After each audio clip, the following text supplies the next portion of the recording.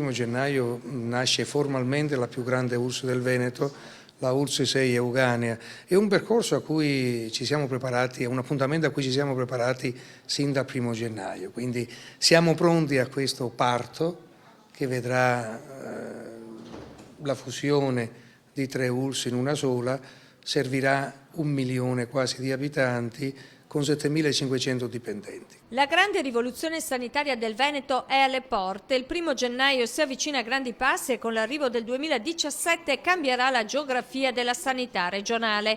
Si dirà addio alle 21 vecchie aziende che saranno sostituite da 9 ULSS. La sanità padovana è pronta al grande evento, alla fusione delle 3 ULSS del territorio, che porterà alla nascita di una grande azienda euganea che comprenderà l'ULSS 16 di Padova, la 15 dell'Alta e la 17 della Bassa Padovana. Ma per gli utenti non cambierà ben poco, se non che c'è anche la possibilità concreta che i servizi addirittura migliorino. Non è una riforma che tocca la programmazione sanitaria, è una riforma che tocca l'apparato, diciamo, burocratico amministrativo, rendendolo più snello, ma soprattutto realizzando economie di scala